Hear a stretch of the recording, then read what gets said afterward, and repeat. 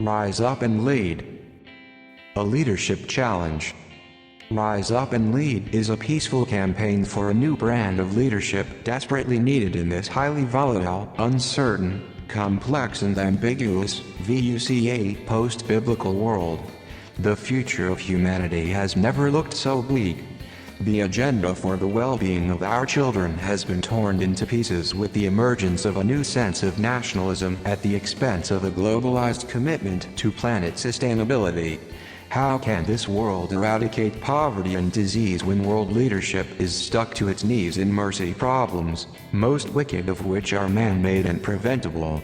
The world has failed to share prosperity and wisdom due to protection of self-interests.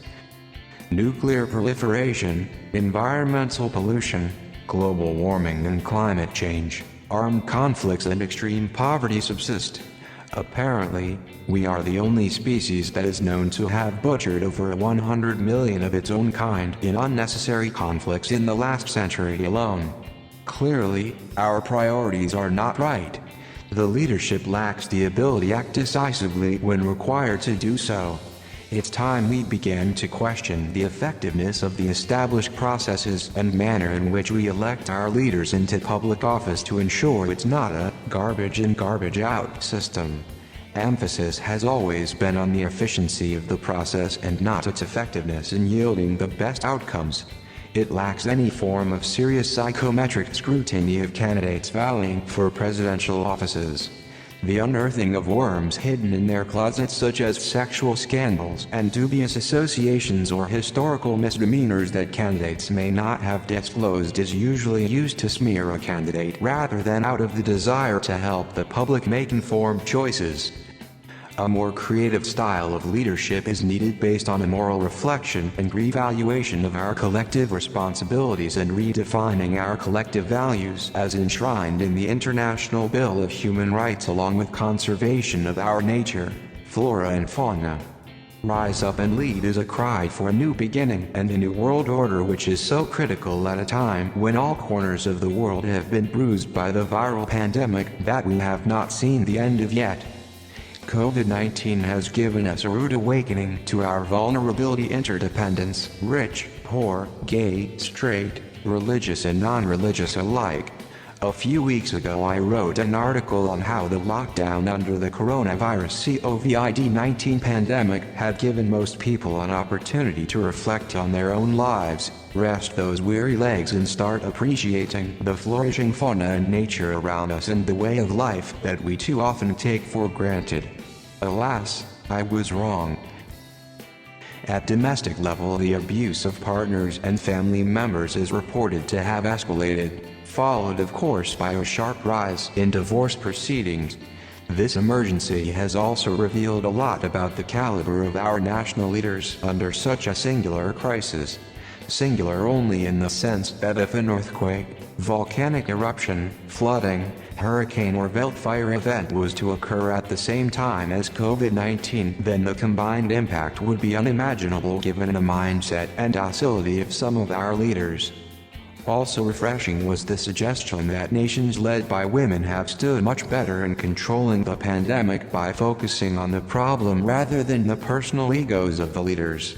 Unfortunately, not many countries have the privilege of being led by the feminine gender at the moment, which is another big question as to why, when the majority of voters have to be women, judging by them outnumbering men. The Rise Up and Lead challenge is about coming up with new ideas on how humanity might govern itself better in the future. If we were to set up a new colony on Mars, how might we elect our leaders differently, one might ask. Capitalism, communism, socialism and all isms are corrupted words that have been overused and no longer mean anything. We continue to bring in new models and terms that always exclude important elements of life and livelihood.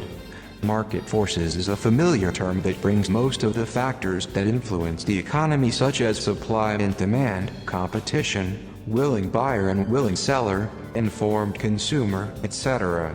These terms miss a lot of other realities about societal needs and aspirations, the humanity element and work-life balance. A lot of people are expected to perform like machines, working long hours, resulting in poor mental health and ultimately being discarded like trash.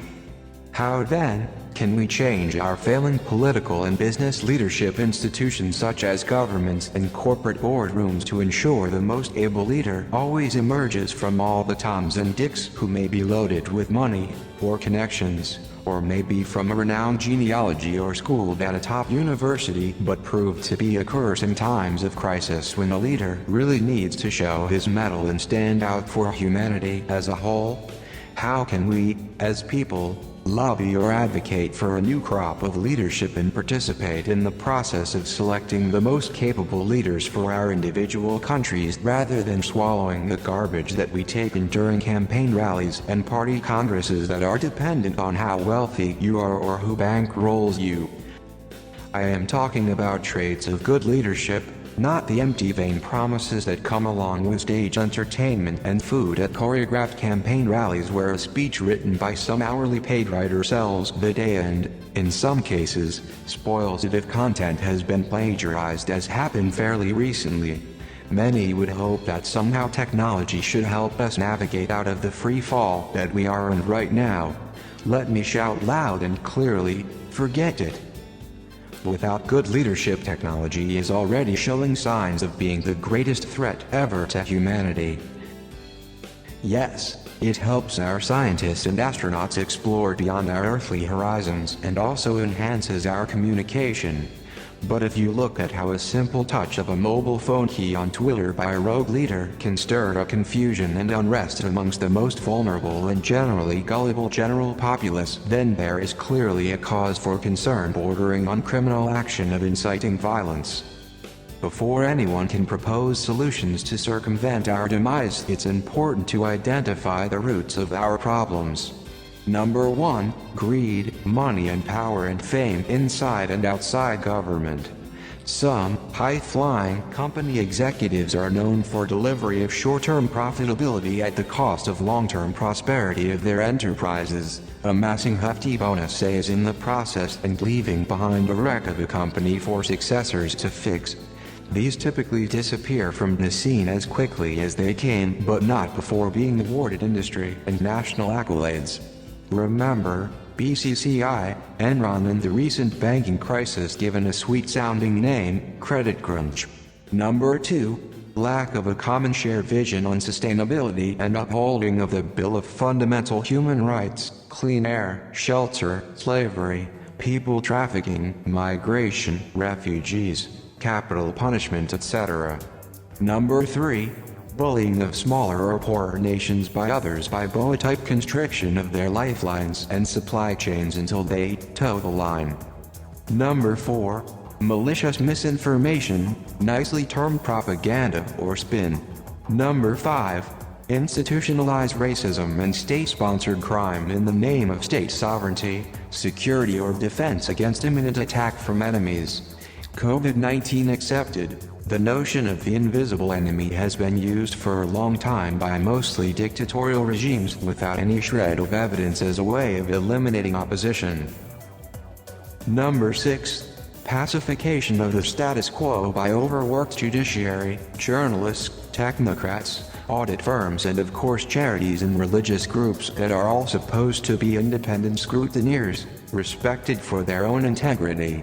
I worry that these get silently dragged along in exchange for funding, contracts, recognition, etc., thus helping sustain a colossal buildup of complex messes. In movies we hear the line, "I look the other side 'cause all I want is my pension."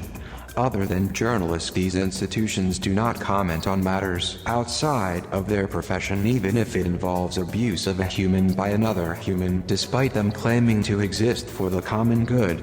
When they do, they often write a confidential memo to the department concerned so that the journalist does not get any wind of it.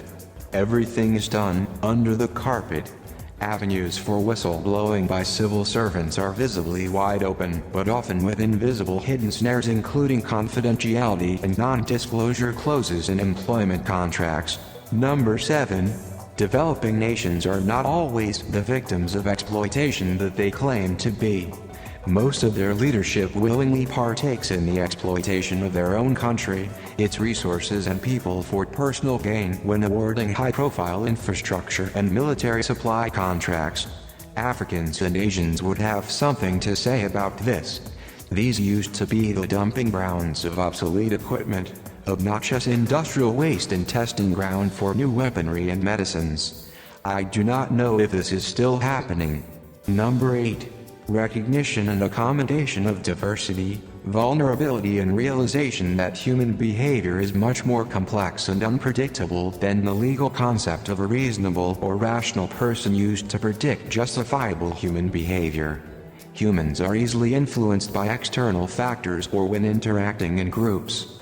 Just look at how advertising influences shopping. The celebrity culture also falls in this area where people are so obsessed about people whom they consider high up there and expect them to be different from them and more reasonable. Cheap journalism helps fuel this component of human behavior and obsession with use of terms such as the biggest coronavirus hospital built in a record-breaking time, the most beautiful woman in the world, the tallest building, the record holder for eating the biggest cake whilst caged in a lion's den, the best university in the world or world-beating technology. Don't get me wrong here. Aspiring to be the best in what you do is not in itself a bad thing, just like adopting best practice in everything you do is good policy. Continuous improvement helps us get even better, whilst of late, the rapid advancement in technology has enabled us to completely change the way we do things through innovation. We therefore ought to always measure ourselves and blow our own trumpet when we have done really well. I find obsession with records in everything we do not only vain and detestable, but also a means of brainwashing people into feeling great and invincible. It makes people lose focus of what's important in life, values, equity, charity and the daily good deeds that ordinary people do, as highlighted during the pandemic. You do not have to be schooled at Harvard to be a good and productive professional. It's what you do that matters, not where you were educated or who your genealogy is. This gives people a sense of divine right to exploit or look down upon other people. The worst crooks at Wall Street are not only clever but well-groomed too, just like an heir to a drug-trafficking billionaire's estate. Number 9. Regulators and policymakers need to be ahead of the game in consumer education, a step further than consumer protection. This includes standards of advertising for political campaigns which, to say the least, are potentially harmful, at times misleading, though occasionally entertaining. Number 10. Lawyers. A lot needs to be done on the legal landscape, as there are clearly two extremities. On the one end, we have the notoriously rich, shrewd, flamboyant and often ruthless defense and company lawyers with an insatiable and aggressive desire to win at all costs, using very strong arguments whilst knowing them to be untrue and making a big client win against an innocent individual or disadvantaged group of people. This goes against the ethical and moral concept of do no harm. On the other end of the spectrum, we have hard-working but usually moderately rewarded solicitors fighting for justice on behalf of less privileged people, dead or alive, who have been let down by the system. They too want to win their cases, but not for personal gain, but for a fair society with room for every being. The two extreme scenarios just show how far we are in achieving the all men are equal in the eyes of the law dogma. Some people have been justly compensated for their historical losses or injuries. However, the poor never quite get the same level of compensation as the rich in most cases. Payments are known to be calculated in certain situations in terms of lost earnings or lost earning potential. You can therefore imagine the difference in the figures between a Manhattan-raised son of a senator and the daughter of an immigrant who works in a bar in Brooklyn. The legal space and all matters constitutional can easily be manipulated if you have enough money to test the waters. A constitutional case in point is one around the right to bear arms for self-defense. In nations where mass shootings by deranged licensed gun owners has become a regular occurrence, one cannot help but seek to know if the massacres could not have been avoided and if firearm licenses are issued fairly across all Americans. I agree that this is a particularly complex problem, but I also see money, greed and possibly racism at work within this yet unsolved equation. The wisdom of the revered founding fathers is often quoted as the last line of defense on why a gun laws change process cannot be undertaken for the sake of future generations. Let's wait and see what will happen when armed robots will be used to patrol private properties in the next 10 or 20 years perhaps. To wind it up, it is my strong opinion that, point number 1, a good leader needs to come from the people and must be a true mere reflection of the aspiration of the people. As a public servant, a good leader must stand out in a positive way in the eyes of the world as a role model of a reverent nation, not a clown. Point number 2, COVID-19 has exposed most of our leaders we have put in power as being incompetent and myopic.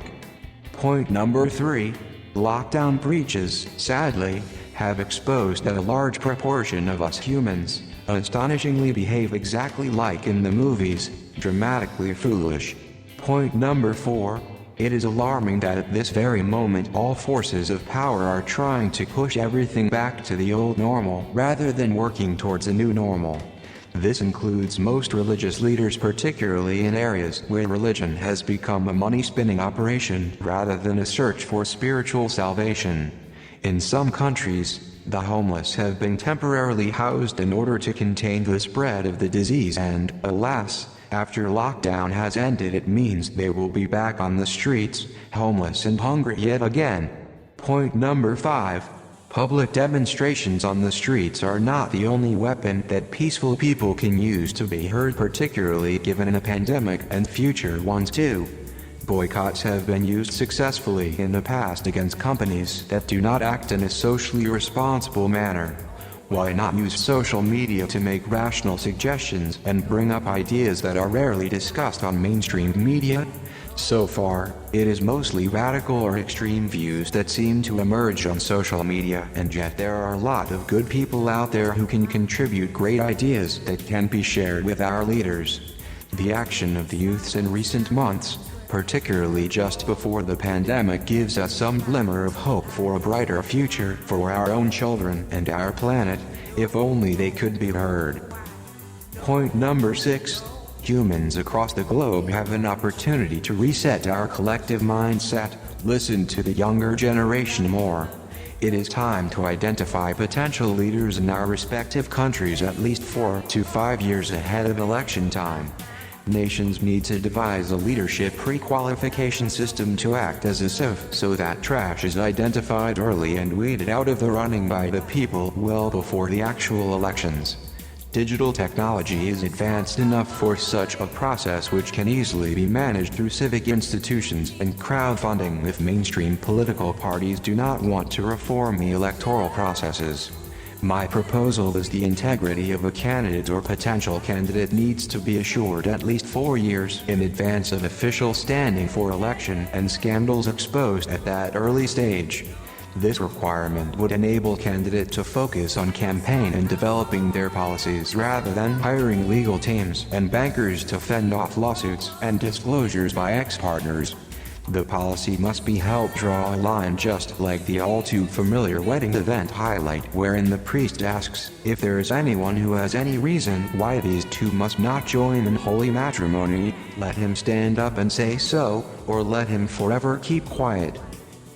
This approach will eliminate the sickly trick of sniping at rivals in the last minute to tarnish their image as if it's a game.